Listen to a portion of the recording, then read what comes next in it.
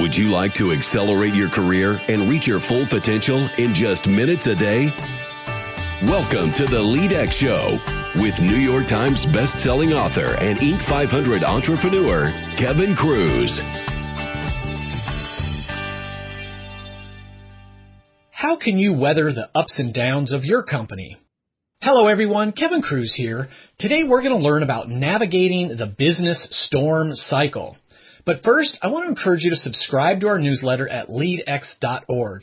Each issue has actionable tips you can try right away to advance your career and to fulfill your potential. Visit LEADx.org. Our guest today is a retired Recon Marine, and while earning his PhD, he studied under the great Peter Drucker. Currently, he's the managing partner at Triumphus, which offers IT consulting services from startup through exponential growth to IPO.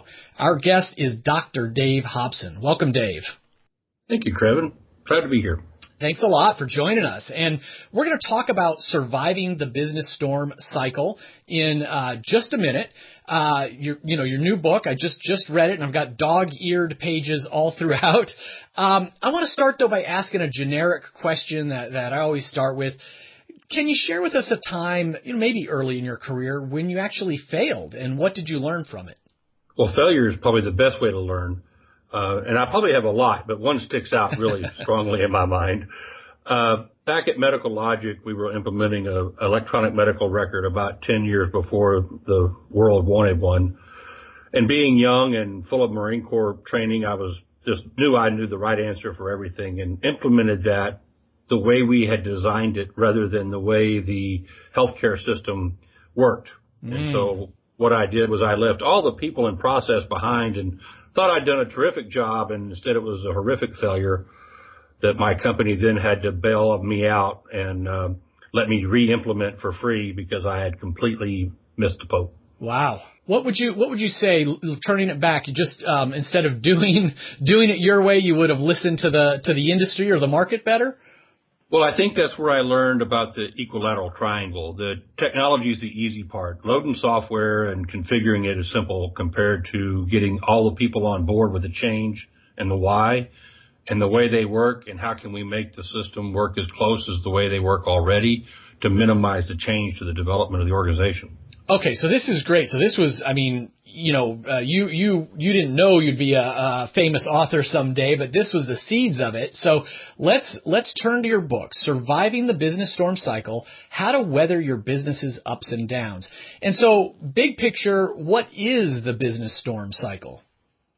From a real high view, we often look at businesses in a linear fashion over time or over revenue.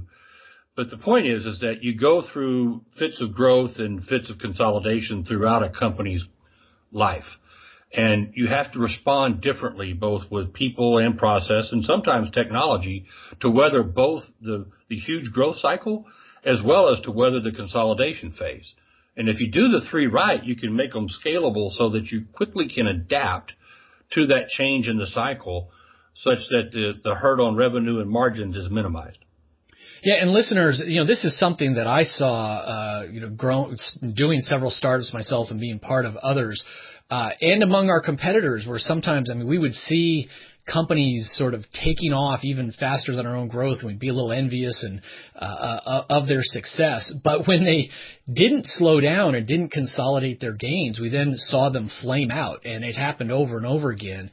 And Dave, you referenced already, the business triangle that, you talk about three different pieces sort of needing to be in balance. What are those? I look at it like an equilateral triangle. The technology at the base, you have people on one other side and process on the other. And you have to adapt all three of those to where you are in the current cycle. Failure to do one of those three sides will cause more hate and discontent than you really want and probably cause you to flame out. But the people part is obviously the hard part, getting people to buy into change, especially on the consolidation side. They just flamed out from a huge growth spurt. Everybody's feeling like a failure, and this is where our management skills come into play. This is where we really have to tell them that it's nobody's fault. We're going to consolidate here and do it again, and it's a normal cycle. So it's a hard leadership time. It really is. Yeah, and again, this is really triggering some interesting memories for me. And of course, listeners, you'll also often hear me talking about employee engagement and the drivers of growth, recognition, and trust. And employee engagement tanks when growth of the business goes down, and sometimes there's layoffs or acquisitions, and people get freaked out about that. It's fairly easy to be an effective leader, even a popular leader in times of growth. I mean, the rising tide analogy, right? And yet we really earn our stripes as leaders during these tough times. And what I like most about what Dave just said is to explain that this is normal. And so especially if you're leading, younger workers who haven't been through it before, it can seem scary. It can seem like, boy, leadership doesn't know what they're doing. We've got this all wrong. Old dogs, we've seen growth, we've seen economic growth spurts followed by recessions. We've seen companies, grow fast and slow down. So I like a big key part of that is just educating people that it's a normal thing to have, these recurring cycles. And Dave, maybe for the frontline workers out there or the new managers, young managers, mid-career professionals, what would you say, like, how can they apply this idea of the business triangle and the storm cycles? What's their takeaway? Because they're obviously not at the top of the organization pulling those levers to drive that technology. Well, I think one of the key reasons that I wrote the book is it's a new view of how to look at the business rather than linearly. And to educate your team and to lead from that point of view that this is normal, we're going to go through this cycle, we're going to bring all the people and process with us that we can. The technology is not a magic bullet. There's no black box to plug in and make all this go away. And don't worry, we're going to go back through the cycle again, and we have to be ready. And so at the mid-level or even at the entry level of management, the first thing to do is to understand it, and the second thing to do is to share it in a non-violent, or I shouldn't say violent, I'm a Marine, but in a non-attack mode kind of way. So you're not bringing down what executive management is saying, and you're not naysaying what the economy is doing. You're just saying, look, this is a different way to look at it than you learned in school, but it makes sense if you look back over, pick a company, Apple, Gartner, any of them, and they do this over and over again, and they reinvent themselves, and that's what we're in the stage of. Don't get discouraged. I love that, a stage of reinvention, an opportunity for reinvention, really.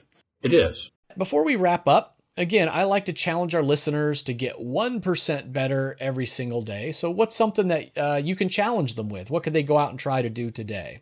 So I read another book, and I probably would not plug it, but I read recently another guy that's like me, a management thinker. And so what he is encouraging all his managers to do is to unplug.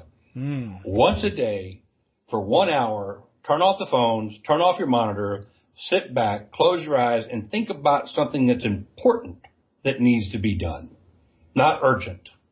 Well, I think that's great advice. I am a big productivity junkie, and it's counterintuitive, but often we need to slow down and stop doing things in order to actually get more productive and figure out where to leverage our time.